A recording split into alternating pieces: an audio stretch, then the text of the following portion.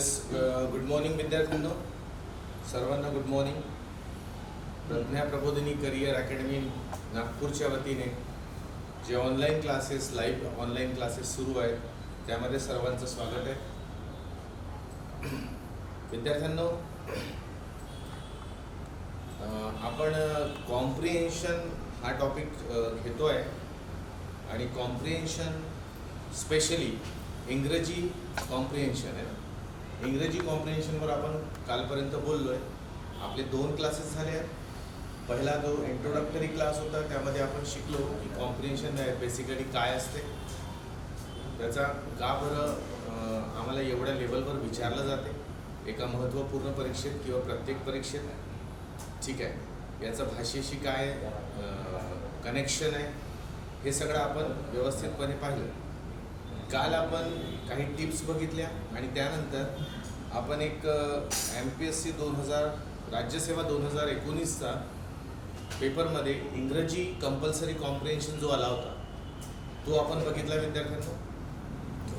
आणि आज आपण दुसरा कॉम्प्रिहेन्शन म्हणजे जो PDF तुमच्याकडे आहे त्यामधला जो दुसरा कॉम्प्रिहेन्शन आहे तो बघणार आहोत. ठीक आहे, हा जो दुसरा कॉम्प्रिहेन्शन आहे हा दुसरा कॉम्प्रिहेन्शन 2018 राज्यसेवा पेपरचा आहे. ठीक आहे, तर सर्वप्रथम मला सांगा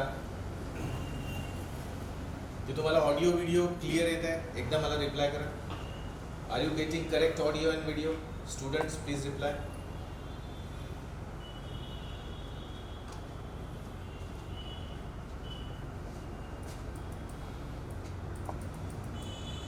yes, very good very good very good very good very good. बरं, तुम्ही हा जो दुसरा पॅसेज होता कोणता, जो सेकंड पेजवर होता तो तुम्ही ट्राय केला का विद्यार्थ्यांनो? तुम्ही त्याला ट्राय केलं का? जरा रिप्लाय करा. Have you tried to solve it students? Yes, very good very good. Replies फार कमी येत आहेत आज, रिप्लाईज फार कमी येत आहेत. ठीक आहे, काही हरकत नाही. तर ज्यांनी पण रिप्लाय केला त्यांनी सांगितलं की पॅसेज सॉल्व केला म्हणून. आता या दोन, कालचा पॅसेज आणि आजचा पॅसेज, यामध्ये तुम्हाला फरक जाणवला का? 2019चा पॅसेज जो आपण काल इथे शिकला आणि आज जो घेणार आहोत, जो तुम्ही सोडवून बघितला, तर हे दोन्ही पॅसेजमध्ये आपल्याला असं दिसते की आपण तिथे जे काठिण्य पातळी आहे म्हणजे विचारण्याची, जे पॅसेज विचारला त्यामध्ये जे लेवल होती हार्डनेसची, त्या लेवलमध्ये काहीसा फरक तुम्हाला जाणवला. जो 2019 म्हणजे काल जो घेतलेला पॅसेज होता त्यामध्ये हार्डनेसची लेवल थोडी जास्त होती आणि हा जो पॅसेज आहे जो तुम्ही सोडून बघितला, तो आता घेणारच आहोत आपण, त्यामध्ये लेवल हार्डनेसची थोडी काय वाटते आपल्याला, कमी वाटते. ठीक आहे. अच्छा, दोघांच्याही लेंथ ऑलमोस्ट सेम आहे. लेंथ म्हणजे लांबी, पॅसेजची लांबी ऑलमोस्ट सेम आहे, पण फक्त लेवल ऑफ हार्डनेस डिफरंट आहे. तर हा पॅसेज काहीसा इझी असतो. तर आपल्याला असं दिसेल की आपल्याला कुठला हे पॅसेज येईल, कसा पॅसेज येईल हे आपलं सांगणं कठीण आहे विद्यार्थ्यांना. ओके, तर हा जो पॅसेज आहे हा वाचल्यावर, आता हार्डनेस म्हणजे काय, तर जर आम्ही तो पॅसेज घेतो आहे, ऐकायला किंवा वाचायला घेतो आहे आणि तो करेक्टली पूर्णच्या पूर्ण आम्हाला समजून येतो आहे, त्यामध्ये असलेली वोकॅबलरी ही आमच्या रेंजमधली आहे, म्हणजे आम्हाला त्यांचे मिनिंग्स माहिती आहे, तर तो पॅसेज ऑटोमॅटिक इझी होऊन जातो. जर आम्हाला सगळं माहिती आहे, समजायला येत आहे, वोकॅबलरी क्लिअर होत आहे ना, आणि जे प्रश्न आहेत ते फिरवून नाही विचारलेले आहेत, तर मग तो पॅसेज इझी. पण जर पॅसेज समजायला जड होतो आहे, सेंटेन्सेसमध्ये जे कन्स्ट्रक्शन आहे ते थोडंसं कॉम्प्लिकेटेड आहे. ओके, त्यामध्ये ग्रॅमॅटिकल पोर्शन भरपूर वापरले आहेत. ओके, एकाच गोष्टीमधून, एकाच लाईनमधून वेगवेगळे मिनिंग्स निघत आहेत, किंवा आम्हाला त्या लाईन्सच्या मध्ये, म्हणजे रीडिंग बिटवीन द लाईन्स म्हणतो ना आपण, की त्या पॅसेजचा कॉन्टेक्स्ट काय हे कळायला त्रास होत आहे. वोकॅबलरीची लेवल थोडी हाय आहे आणि प्रश्न जे विचारले आहेत तेही थोडेसे फिरवलेले प्रश्न असतील, तर याचा अल्टिमेट इफेक्ट काय होतो विद्यार्थी मित्रांनो, की तो पॅसेज आमच्यासाठी काय होऊन जातो, हार्ड होतो. तर अशा पद्धतीने पॅसेजची विभागणी आपल्याला दिसून पडते.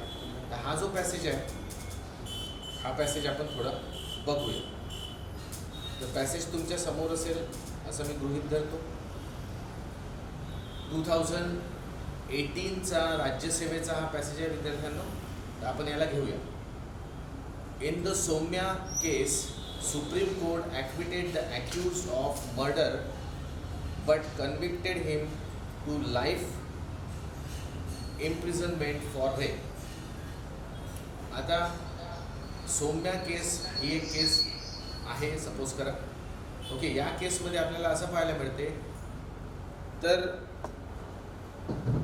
आपला सेंटेन्स होता पॅसेजचा की सौम्या केस ही एक केस गाजलेली केस, ज्यामध्ये सुप्रीम कोर्टने ॲक्यूजला ॲक्विट केलं for murder but convicted him to life imprisonment for rape.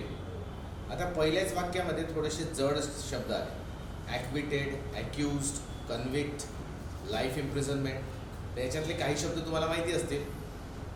ॲक्विट म्हणजे काय, त्याला त्या प्रकरणात सोडलं.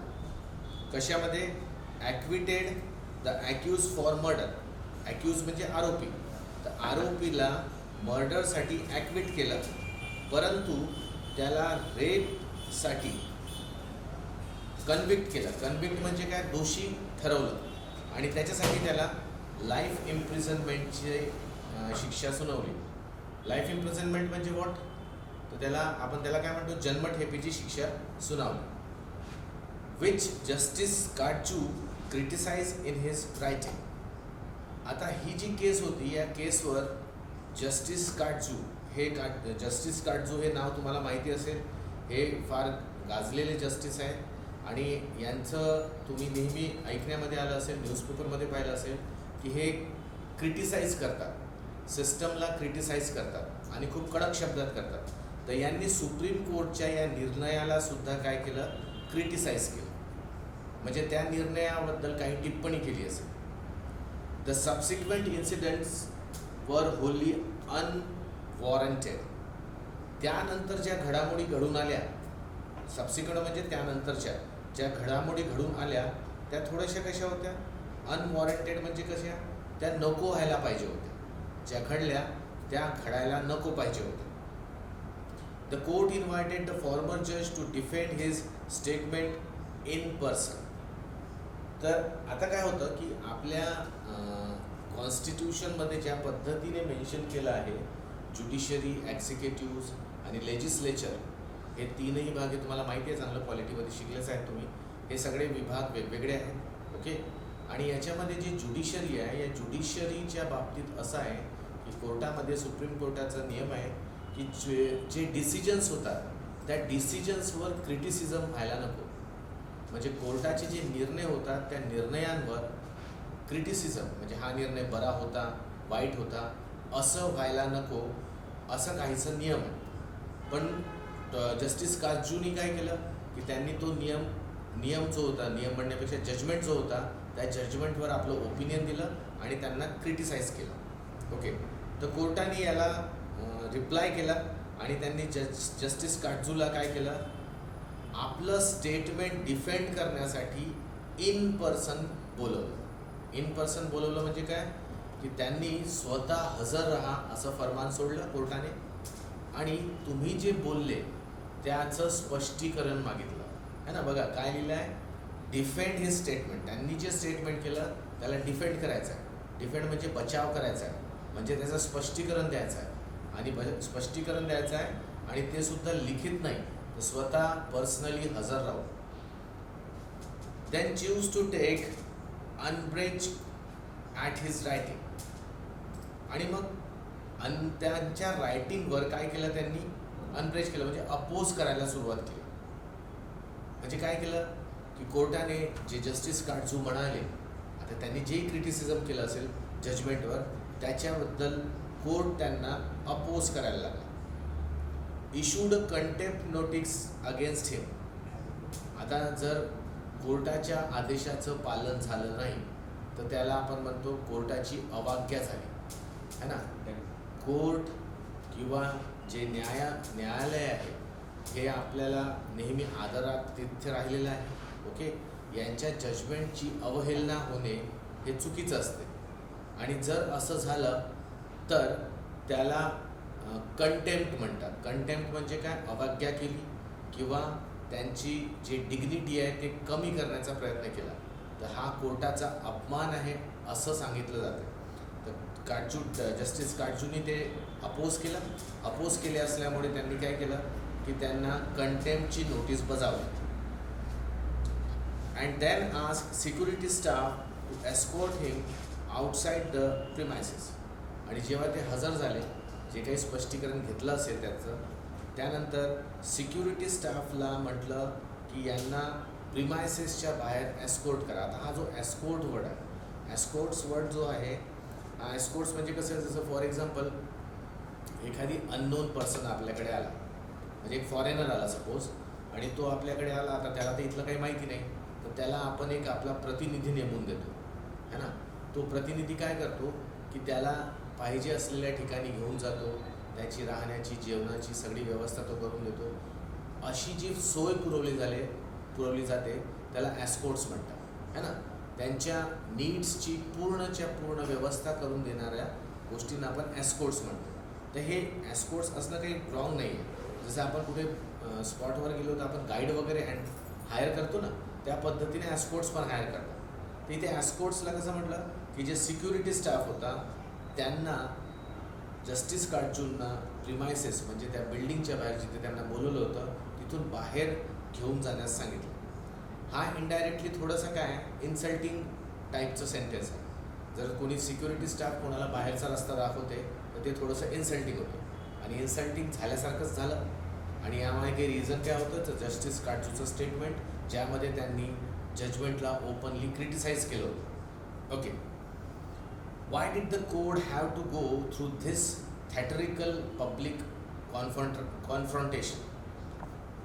तर ऑथर म्हणतोय, आता ऑथरचं ओपिनियन, आतापर्यंत जे सांगितलं ते फॅक्ट्स होते, ऑथरने ते घेतले, जसं सिक्वेन्स ऑफ इव्हेंट्स आहेत ते सगळे त्यांनी घेतले. आणि याच्यावर तो म्हणतोय की कोर्टाला काय गरज होती एवढा थॅटरिकल म्हणजे काय, ड्रामा करण्यासाठी. पब्लिक कॉन्फ्रंटेशन म्हणजे जे पब्लिकसोबत जे कॉन्फ्रंटेशन म्हणजे थोडंसं एक प्रकारचं आपण त्याला म्हणू भांडण. ओके, हा जो इव्हेंट झाला हा गाजलेला इव्हेंट होता. तर या गाजलेल्या इव्हेंटवर एका व्यक्तीने क्रिटिसिझम केलं तर त्याच्यावर जी कोर्टाने ॲक्शन घेतली आणि ॲक्शन घेऊन जो गाजावाजा केला गेला, हा गाजावाजा करण्याची, हा ड्रॅमॅटिक इव्हेंट करण्याची काय गरज होती असं ऑथरचं म्हणणं आहे. when it could have issued a contempt notice on the basis of the blog post alone. जेव्हा कोर्ट फक्त हेही करू शकला असता की कोर्टाने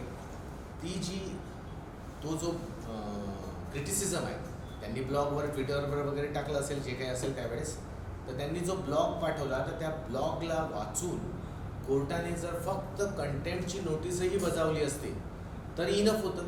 मग कोर्टाने एवढं डिटेल जायची, त्यांना पर्सनली बोलवायची, त्यांना एस्कॉर्ट करून प्रिमायसेसच्या बाहेर काढायची, हे सगळं न्यूजपेपरमध्ये आणायचं, पब्लिकचा जो एक ओपिनियन आहे हे सगळं जागृत करायचं, याची काही आवश्यकता नव्हती असं ऑथरचं म्हणणं आहे. हे ओपिनियन आपलं नाही विद्यार्थ्यांनो, हे ऑथरचं ओपिनियन आहे. आणि हा पहिला पॅरेग्राफ इथे सांगतो. ओके, सेकंड पॅरेग्राफ म्हणतो, the second aspect is even more troubling. या प्रकरणाचा जो दुसरा पैलू आहे, जो दुसरा अँगल आहे, तो सुद्धा आणखी ट्रबलिंग आहे, म्हणजे थोडासा त्रासदायकच आहे. The relevance of contempt law in a free society where criticism of judiciary is inevitable.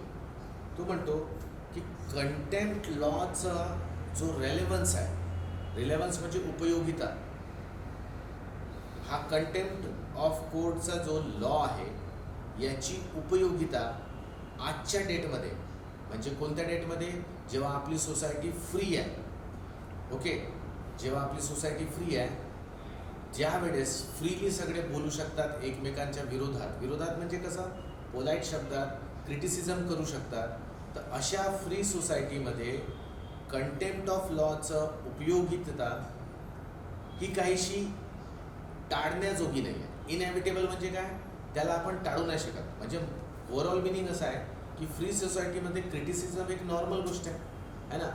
पुष्कळशी लोक तुम्ही बघा गव्हर्नमेंटला आपण किती क्रिटिसाइज करतो, तर क्रिटिसिझम जेव्हा एज्युकेटेड फ्री सोसायटी असते तिथे आपला हा एक इनएव्हिटेबल भाग असतो. इनएव्हिटेबल म्हणजे काय विद्यार्थ्यांनो, टाळण्याजोगे नसणार, म्हणजे ज्याला टाळता नाही येत असा भाग. म्हणजे तो ऑथर म्हणतोय की कोर्टाने कंटेम्प्ट ऑफ लॉ जो आहे आता त्याची उपयोगितता कमी होईल. रिझन सोसायटी फ्री आहे आणि क्रिटिसिझम इथे चांगल्या शब्दात होतच. ओके. जजेस have vast powers and people will not remain silent about the exercise of such powers.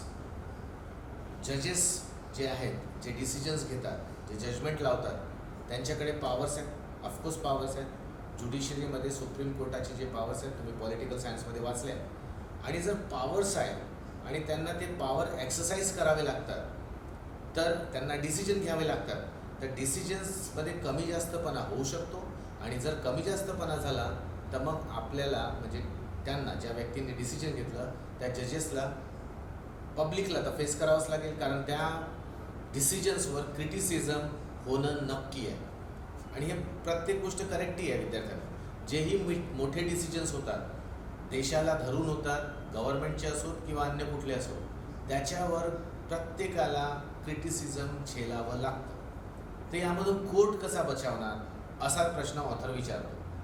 पुन्हा जजेस have vast powers and people will not remain silent about the exercise of such powers. Okay. लोक गप्प बसणार नाही, कारण लोकांना जेव्हा दिसतं की एवढे मोठे पॉवर्स जेव्हा डिसिजन घेण्यासाठी यूज केले जातात, तर त्याच्यात काहीतरी थोडं अधिक इकडे तिकडे होऊन जातं, तर त्याच्यावर क्रिटिसिझम नक्की येणार.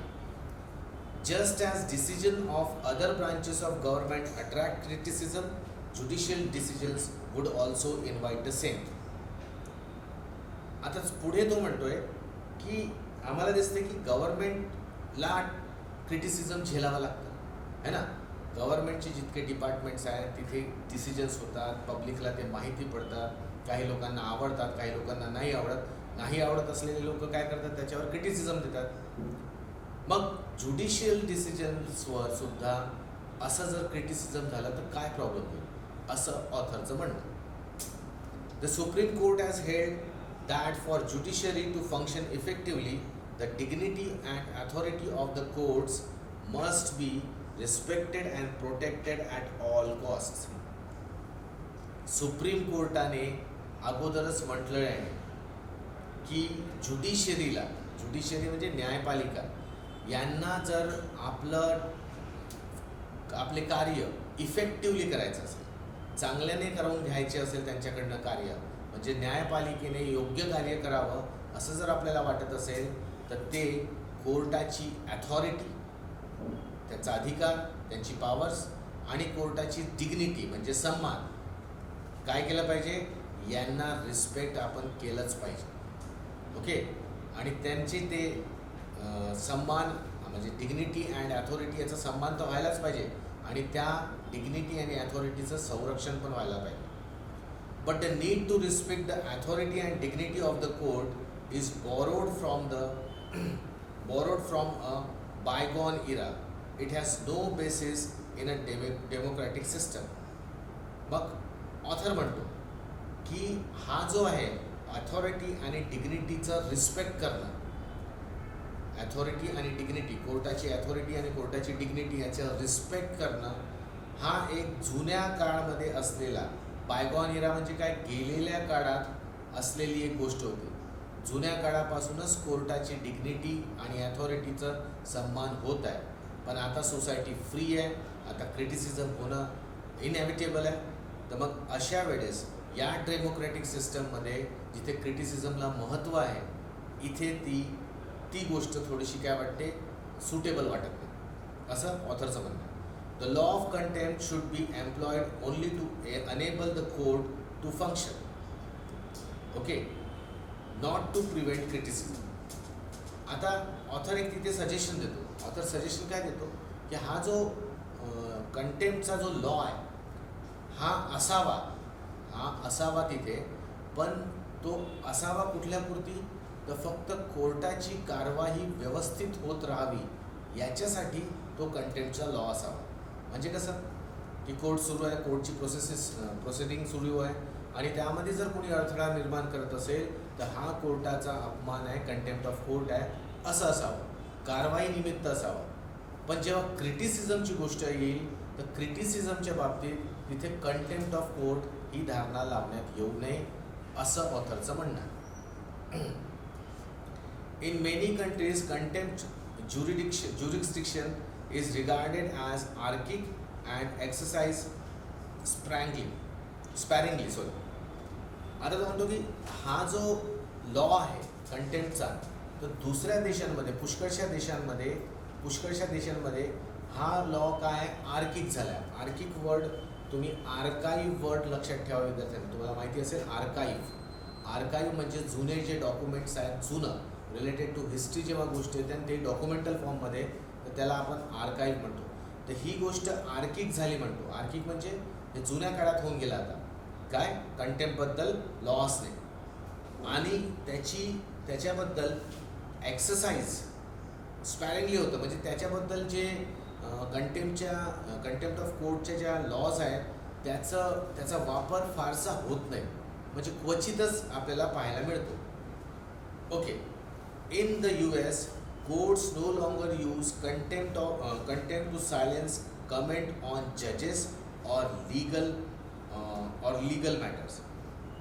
युनायटेड स्टेट्स म्हणजे अमेरिकामध्ये तो सांगतोय ऑथर की कोर्ट्स हा जो कंटेम्प्टचा लॉ आहे हा याच्यासाठी नाही वापरत. कशासाठी की त्यांच्यावर जे कमेंट्स पास झाले जजेसवर किंवा त्यांना जे क्रिटिसिझम फेस करावं लागलं लीगल मॅटरवर, क्रिटिसिझम किंवा कमेंट्स जे पास होतात याच्यासाठी अमेरिकेचे कोर्ट्स कंटेम्प्टचा लॉ लावत नाही. म्हणजे अमेरिकेत क्रिटिसिझम हे वेलकम केलं जाते कोर्टाद्वारे सुद्धा.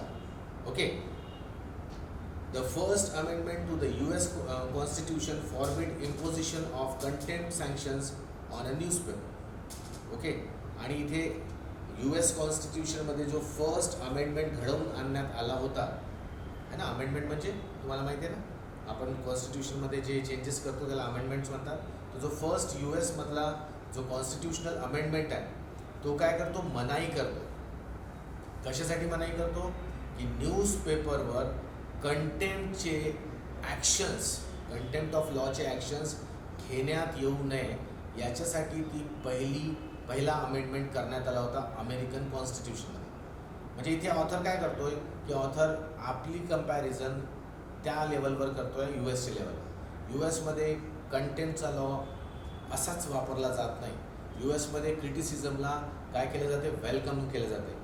USमध्ये जजेसवर पास केलेल्या कमेंट्सला ॲक्सेप्ट केलं जाते. तिथे त्यांच्या कॉन्स्टिट्यूशनमध्येच कंटेम्प्ट हा लॉ न्यूजपेपरवर लावण्यात येऊ नये, कारण न्यूजपेपर जजमेंटबद्दल काहीतरी लिहू शकतील, क्रिटिसिझम करू शकतील, तर त्यांच्यावर कंटेम्प्टचा लॉ लावू नये अशी कॉन्स्टिट्यूशनल अमेंडमेंट त्यांची पहिल्यांदाच म्हणजे फर्स्ट अमेंडमेंट ती होती. याच्यावरून ते लोक कसे वागतात आणि आपलं कसं आहे हे कंपॅरिझन होते. Last paragraph, the English position is best demonstrated by the spy catchers case in the late 1980s. आता इंग्लिश पोझिशन, इंग्लिश मीन्स ब्रिटिशची गोष्ट करताय, इंग्लंडची गोष्ट करतो आहे. यामध्ये तो एक स्पाय कॅचर्स केस होता, काहीतरी केस असेल तो आपल्यालाही माहिती नाही. तर जो 1980sमध्ये झालेला केस आहे त्याच्यामध्ये जे आपल्याला इंग्लिश कोर्टने जे पोझिशन घेतली होती है ना, किंवा इंग्लिश लोकांनी जी पोझिशन घेतली होती ती खूप नोटवर्दी आहे हे आपल्याला दिसतंय असं म्हणतोय.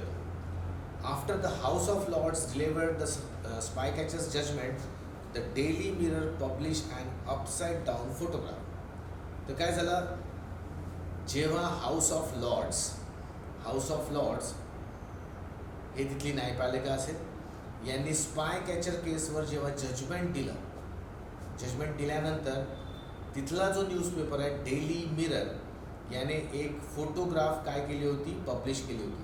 ती फोटोग्राफ कशी होती, अपसाइड डाऊन, म्हणजे उलट होती, है ना, उलट फोटोग्राफ होती. Of the law lords caption, of the law lords. Law lords म्हणजे काय, ते जसं न्याय देवतेची मूर्ती वगैरे असते ना, तुम्हाला माहिती असेल, ते डोळ्यावर पट्टे, हातात तराजू वगैरे, तसंच त्यांच्याकडे त्यांना लॉ लॉर्ड्स म्हणतात. तर ती जी प्रतिमा होती ती उलटी करून दाखवली. म्हणजे एका प्रकारे त्याने काय केलं, डेली मिरर या न्यूजपेपरने त्या ज्या काही जजमेंट असतील त्याच्यावर व्यंग केला, त्याच्यावर काय केलं, हास्य निर्माण केलं, असं त्यांनी केलं. आणि एक कॅप्शन पण लिहिला. कॅप्शन म्हणजे काय, काहीतरी घोषवाक्य लिहिलं, काहीतरी एक स्लोगन लिहिलं. तर स्लोगन काय होता, you old fools. You old fools म्हणजे हा जो स्पाय कॅचर्सचा जो केस होता त्याच्यामध्ये जे जजमेंट देणारे जजेस असतील ते होऊ शकते कदाचित म्हातारे असतील, आणि म्हाताऱ्यांना त्यांनी यू ओल्ड फूल्स या कॅप्शन खाली आणि न्यायदेवतेची मूर्ती उलट करून असा एक मथळा त्यांनी छापला होता डेली मिररने. But no contempt action was initiated against the newspaper. पण त्या न्यूजपेपरवर कुठलीही कंटेम्प्टची ॲक्शन घेण्यात आली नाही, असं बोलून हा पॅसेज संपतो विद्यार्थी. ठीक आहे. आता तुम्ही हा पॅसेज बघा, इथे काही हार्ड वर्ड आले आहे, नो डाऊट हार्ड वोकॅबलरी आहे, पण तितकीशी नाही. आणि ही वोकॅबलरी जी आहे ही वोकॅबलरी इरेग्युलर नाही आहे. ही वोकॅबलरी इरेग्युलर नाही. तुम्ही नोटीस केलं का, ही वोकॅबलरी तुम्ही न्यूजपेपरमध्ये वाचू शकता. काल जसं तिथे आलं होतं मॅनिफेस्टेशन, हा मॅनिफेस्टेशन वर्ड काहीचा रेग्युलर वर्ड नाही आहे. इथे असे वर्ड्स नाही आले. इथे ॲक्विटेड, ॲक्युज्ड आहे ना, कन्व्हिक्टेड. तिथे फक्त आपल्याला न माहिती असलेला काही वर्ड्स आहेत. अम्ब्रेज, अम्ब्रेज हा वर्ड आहे. हा वर्ड थोडासा न्यू आहे, हा कदाचित माहीत नसेल आपल्याला. तर काहीच वर्ड आले. पण कालच्या पॅसेजमध्ये आपल्याला असे भरपूर वर्ड्स दिसले की ज्यांचे मिनिंग्स कदाचित आपल्याला माहिती नव्हते. ओके, आता पॅसेज पूर्ण वाचून झालं आहे विद्यार्थ्यांनो, आणि आय होप तुम्हाला समजलं असेल. एकदा तुम्ही रिप्लाय करा की have you understood the passage. Yes, आता पॅसेज आपल्या डोळ्यासमोर आहे, कम्प्लिटली समजलेला आहे. आता हा समजलेला पॅसेज, मग आता जेव्हा आपण क्वेश्चन्सवर जाऊ तर ते क्वेश्चन्स ऑटोमॅटिक आपल्याला इझी घडायला लागतात. आपल्याला ते खूप इझी वाटते. तर बघा तुम्ही, तर आपण जाऊया. नाव the first question. The writer feels that criticism of judiciary is inevitable because. रायटरचं म्हणणं आहे की क्रिटिसिझम जे आहे ज्युडिशरीचं ते इनएव्हिटेबल म्हणजे न टाळण्याजोगे का आहे. तर त्याच्यासाठी ABCD असे ऑप्शन्स दिले आहेत आणि मग फायनल ऑप्शन्स दिले आहेत. The people live in a free society. तर पहिला ऑप्शन तुम्ही यू कॅन अंडरस्टूड की लोक फ्री सोसायटीमध्ये राहतात, हे करेक्ट गोष्ट आहे. सेकंड आहे, म्हणजे हा ऑप्शन आपण ठेवू शकतो, आन्सरला सुटेबल आहे, क्वेश्चनला सुटेबल आहे. सेकंड बघा, people will not remain silent. आता फ्री सोसायटी आहे, तर फ्री सोसायटीमध्ये लोक तर बोलणारच ना, लोक बोलणार नाही. अशी लाईन जरी तुम्हाला तिथे दिसली नाही की they will not remain silent, पण याचा अर्थ तोच होतो काय, की फ्री सोसायटी आहे, लोक क्रिटिसाइज करतीलच. म्हणजे बी पण आपण घेऊ शकतो. सी आहे, other branches of government also attract criticism. बिलकुल, बाकी जे गव्हर्नमेंटचे डिपार्टमेंट्स आहेत त्यांना सुद्धा क्रिटिसिझम झेलावं लागतं. मग जर त्यांना सुद्धा क्रिटिसिझम झेलावं लागतं तर हाही पॉईंट त्याच पॉईंटला धरून आहे, म्हणून ABC आपल्याला काय दिसते, सूट होताना दिसतं. Okay. 4, authority of court is limited. आता याच्याशी related authority of courts is limited हा पहिल्या पॅरेग्राफमध्ये जो आन्सर मिळतो आहे तिथे हे असं कुठे लिहिलेलं नाही. उलट कोर्टाला अधिक पॉवर्स आहेत असंच त्याने सांगितलं आहे. कोर्टाची ॲथॉरिटी चांगलीच आहे, है ना, म्हणजे जे गव्हर्नमेंटलाही आपण कोर्ट सुनावू शकतो एवढी ॲथॉरिटी आहे. म्हणजे आपण तसं थोडी म्हणणार की त्याची लिमिटेड ॲथॉरिटी आहे. म्हणजे D हा जो लाईन आहे हा कुठेच सुटेबल होत नाही, म्हणून options ABC are correct. Therefore असं कुठे लिहिलं आहे, तर 4थमध्ये लिहिलं आहे. तर विद्यार्थ्यांनो You have already given the fourth answer. Very good, very good, very good, very nice, very nice. आता अम्ब्रेज मीन्स, आता हा जो अम्ब्रेज मीन्स आहे, म्हणजे अम्ब्रेज जो वोकॅबचा क्वेश्चन झाला, याचा मीनिंग काय होतो? याचा मीनिंग ते येतात बघा, आपल्याला ऑप्शन दिले आहेत शॅडी, ॲप्रिशिएट, रिसेंट, ऑफेंडेड. आता हा जो अम्ब्रेज आहे याला काहीसा आपण असं घेऊया की हा विरोध दर्शवणारा वर्ड आहे, विरोध दर्शवणारा वर्ड आहे. तर हा शॅडी जो वर्ड आहे हाही सुद्धा विरोध दर्शवण्यासाठीच वापरला जातो. शॅडी जो वर्ड आहे हा विरोध दर्शवण्यासाठी वापरला जातो. ठीक आहे. ॲप्रिशिएट, ॲप्रिशिएट म्हणजे काय, याला आपण असं म्हणूया की याच्यात स्तुती करणे होते, है ना. आय ॲप्रिशिएट युअर जेस्चर, असं पुष्कळदा तुम्ही ऐकलं असेल. I appreciate his work of art, I appreciate his studies. तर ॲप्रिशिएट म्हणजे प्रशंसा करणे असं होतं. म्हणजे ॲप्रिशिएटचा अर्थ काय झाला की तुम्ही त्याच्या सपोर्टला उभे आहे, पण आम्हाला अपोज रिलेटेड पाहिजे, तर ॲप्रिशिएट हा येणार नाही. रिसेंट म्हणजे काय, रिसेंट म्हणजे आपण एखाद्याच्या मताशी सहमत नाही राहिलं तर आपण रिसेंटफुल होऊन जातो, तर हा म्हणजे विरोध दर्शवतो. आणि ऑफेंड, ऑफेंड म्हणजे कसं ना की एखाद्याची गोष्ट पटली नाही तर आपण थोडंसं क्रोधित झाल्यासारखं होतं, आपण अपोजिशनमध्ये रेडी होऊन जातो. तर हा वर्ड ऑफेंडेड पण काय करतो की डायरेक्टली इनडायरेक्टली अपोजिशनच्या साठी यूज केला जाऊ शकतो. म्हणजे अम्ब्रेज या टर्मला धरून शॅडी, रिसेंट आणि ऑफेंडेड हे तीन शब्द म्हणजे ACD हे ऑप्शन्स मॅच होताना दिसतात. फक्त बी ऑप्शन याच्या विरोधात चालला आहे, म्हणून आपण ACD ऑप्शन बघूया, तर तो दिसतो option number 2. So yes students, you are very smart, you already have done very good, very good, very nice, very nice. Third बघा, अपसाइड डाऊन. अपसाइड डाऊन म्हणजे खाली डोके वरती पाय, है ना, अगदी उलट, वर्टिकली उलट, है ना. बघा उलट म्हणजे हे असंही होते बरं, जर तुमचं लक्ष असेल यालाही उलट म्हणतो आपण, पण याला असं नाही.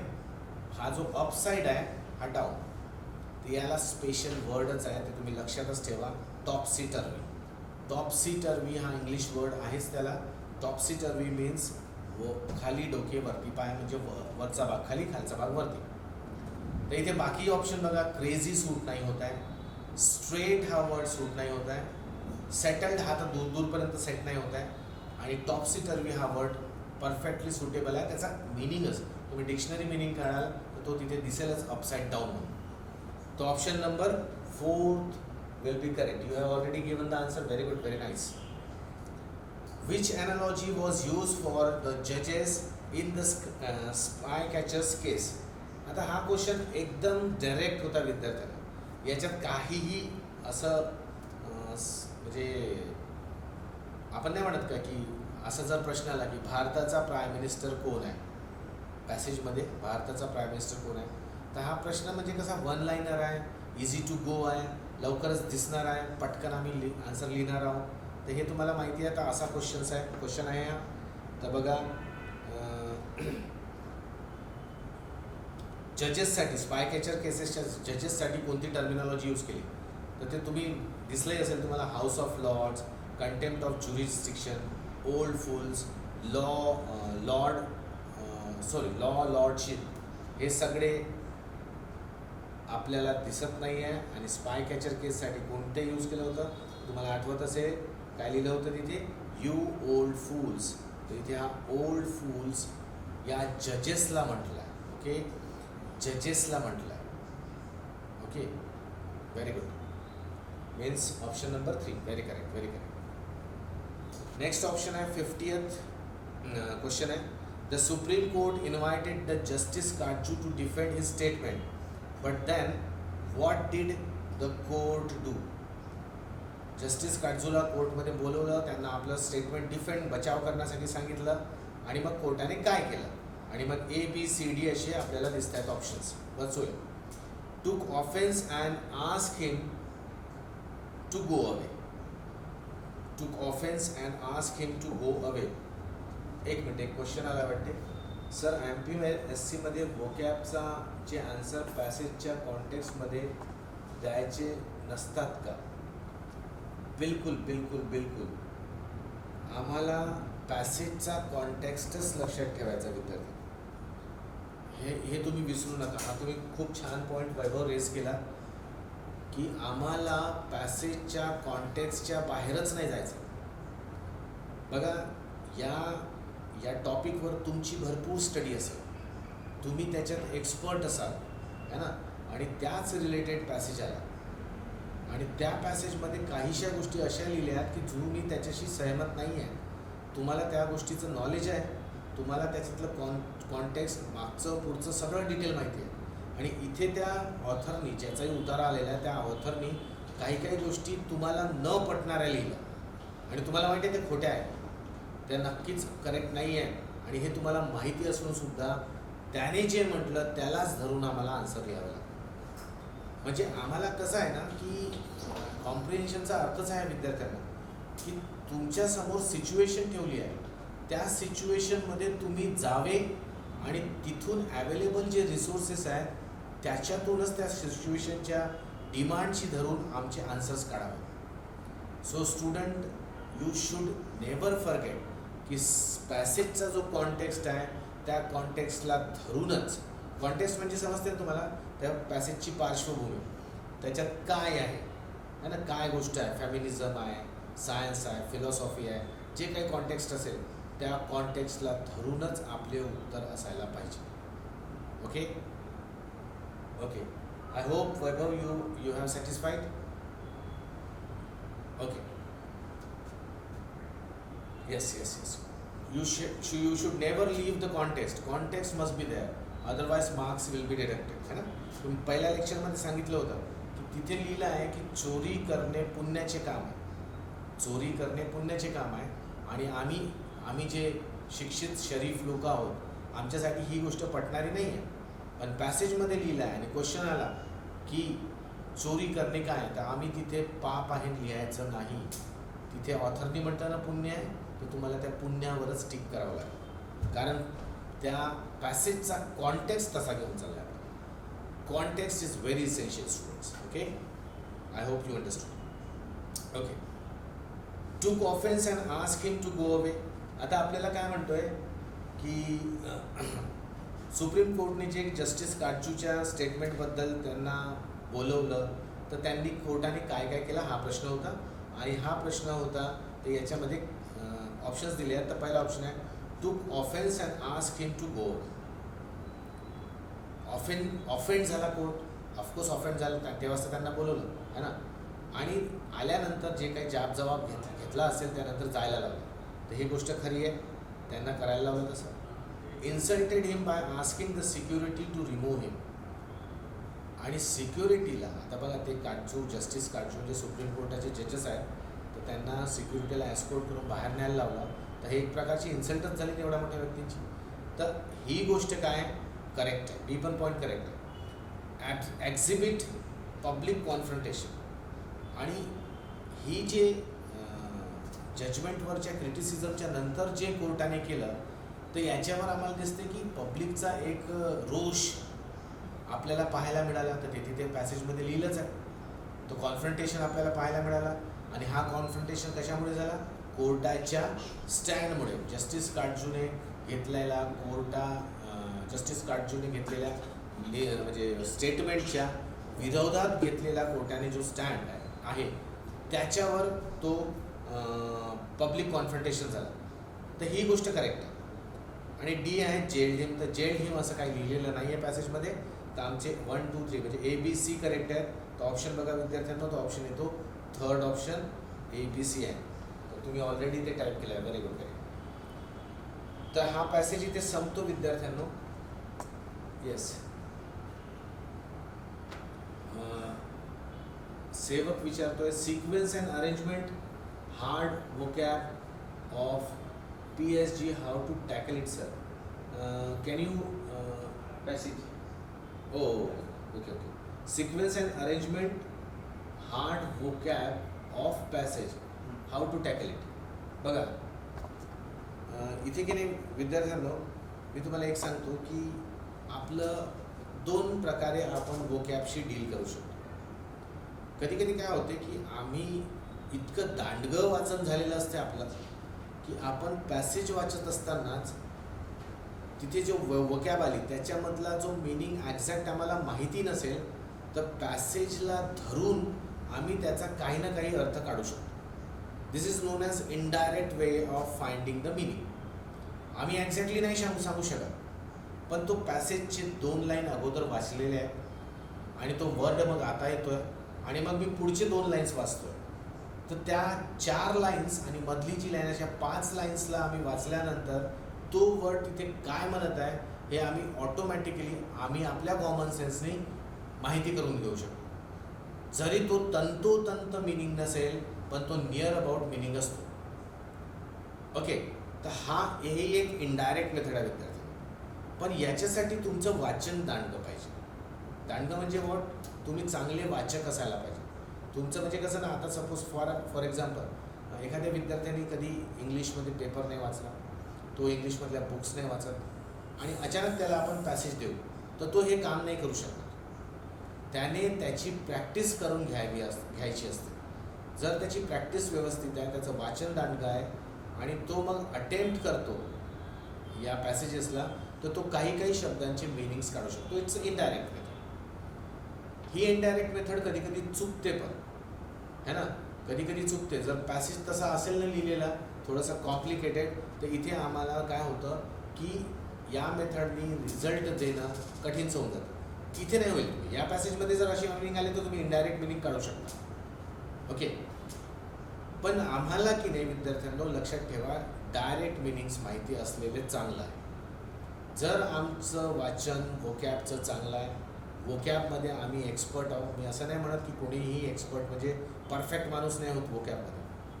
वोकॅब अशी आहे, ही प्रोसेस आहे.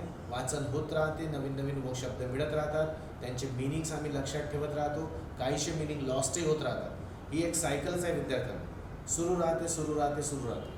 त्याचा युसेज जर आपण प्रॉपरली करत गेलो तर मग ती वोकॅब कालांतराने आमच्या डोक्यात परमनंटली फिट होते. पण असं आहे की तुम्ही रोजचे वर्ड्स 10 काढताय आणि तुम्ही 10व्या दिवशी तुमच्याकडे 100 वर्ड्स झाले तर गॅरंटी नाही की पहिले 10 तुम्हाला तंतोतंत पाठ असतील. हे जर पाठांतराचं आहे तसं नाही, ते युसेजमध्ये आले पाहिजे. बोलण्यात, लिहिण्यात, वाचण्यात त्याची हॅमरिंग व्हायला पाहिजे ब्रेनवर, मग ते परमनंट मेमरीमध्ये फिक्स होऊन जातं. तर आता हा जो वोकॅबचा प्रश्न आहे ना, हा इझिली डील नाही होत. याच्यासाठी आम्हाला खूप एफर्ट्स द्यावे लागतात, है ना. बिईंग अ टीचर माझं काम आहे तुम्हाला वोकॅब प्रोव्हाइड करणं. पण मी वोकॅब किती देईन, माझ्या एक लिमिट्स आहे, है ना. जेव्हा आपण इंग्लिश ग्रामर करू, मेन्ससाठी जे लागतं ते ग्रामर करू आपण, त्यावेळेस मी तुम्हाला भरपूर वोकॅब देईन. पण मी कितीही दिल्या ना विद्यार्थ्यांना, तरी जोपर्यंत तुमची मेहनत त्याच्यात येत नाही, तुम्ही स्वतःहून सेल्फ एफर्ट्स लावून काही करत नाही, तोपर्यंत वोकॅब तुमची पक्की झाली असं म्हणताच येणार नाही. हा स्पून फिडिंगवाला मॅटरच नाही. याच्यात टीचर्सकडनं जितकं मिळालं तितकं ठीकच आहे. आम्हाला आणखी आमची उत्पत्ती करून घ्यावी लागते, ठीक आहे ना. आता पुष्कळशी विद्यार्थी कसं करतात की जर मला राज्यसेवा, बघा विद्यार्थ्यांची मेंटॅलिटी कशी असते, मला प्री पास करायचं आहे, पहिला फोकस प्रीवरच असते. कारण पुष्कळशी लोकांची प्रीच खूप रेग्युलर अटेम्प्ट दिल्यानंतरही होत नाही क्लिअर. प्रीवर पूर्ण फोकस असते आणि प्रीमध्ये इंग्रजीशी किती त्यांची कॉन्टॅक्ट येणार आहे. किती मार्काचा पेपर आहे तुमचा पेपर आहे टोटल 400 मार्काचा, है ना. 400 मार्कावर कंपल्सरी इंग्लिश पॅसेजचे किती क्वेश्चन्स आहेत, 5. ते CSATमधले 5 क्वेश्चन म्हणजे किती मार्क्स झाले, प्रत्येकावर 2.5 मार्क आहे, तर 2.5 म्हणजे 12.5.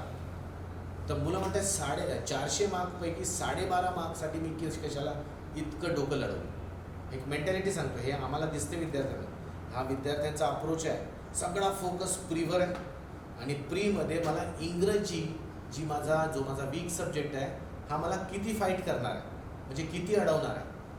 तर 400पैकी फक्त 12.5, बाकी तर सगळं तुम्हाला मराठीत मिळतं. तर म्हणून विद्यार्थी रिस्कच नाही घेत आणि ते इंग्लिशचं प्रिपरेशन काय करतात, स्लो डाऊन करतात किंवा अलगद करतच नाही.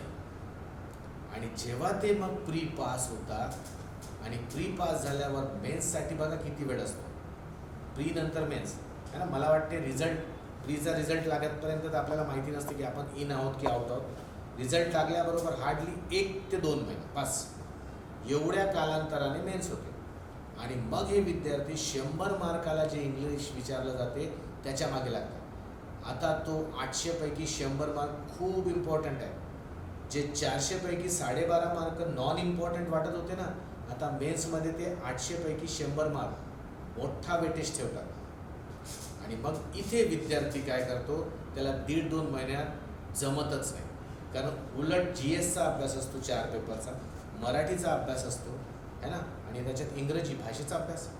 आणि मग त्यावेळेस तो काय करतो, गडबड करतो विद्यार्थी. आणि मग बघा, मी काय म्हणतो, माझं एक स्टेटमेंट आहे, ते विद्यार्थ्यांना आवडतो, मी तुम्हाला कधी बोललो नाही तो स्टेटमेंट. बघा, जो विषय सर्वांना येतो त्याच्यात जर मी ग्रेट आहे, म्हणजे जो विषय सगळ्यांनाच येतो, म्हणजे याही विद्यार्थ्याला येतो, त्यालाही येतो, त्याला येतो, पूर्ण महाराष्ट्रातल्या सगळ्या विद्यार्थ्यांसाठी तो सोपा सब्जेक्ट आहे आणि तो मला पण येतो, तर मी कुठलाही तीर मारलेला नाही.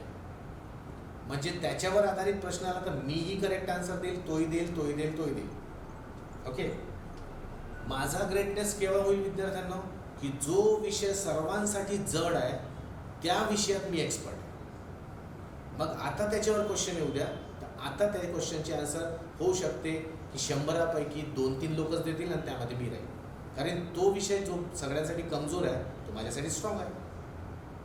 तर मग आम्हाला फोकस कुठे ठेवायचा आहे, तर आम्हाला फोकस त्या सब्जेक्टवर ठेवायचा आहे जो सब्जेक्ट मॅक्सिमम लोकांचा वीक आहे. मी असं नाही म्हणत बाकीचे निग्लेक्ट करा, बाकीचे सब्जेक्टही असू देत, पण हा जो सब्जेक्ट आहे ना याच्यावर फोकस करा. आणि म्हणून मी सांगतो विद्यार्थ्यांनो की हा इंग्रजी subject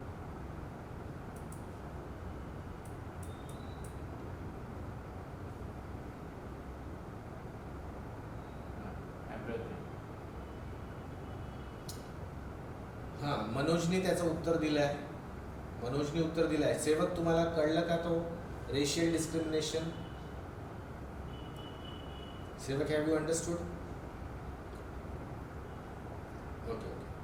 so students are yes. हां, एकदम मराठी तंतोतंत मिनिंग दिला वैभवनी. So you are very nice. You are also very studious so that you handle the vocab very well.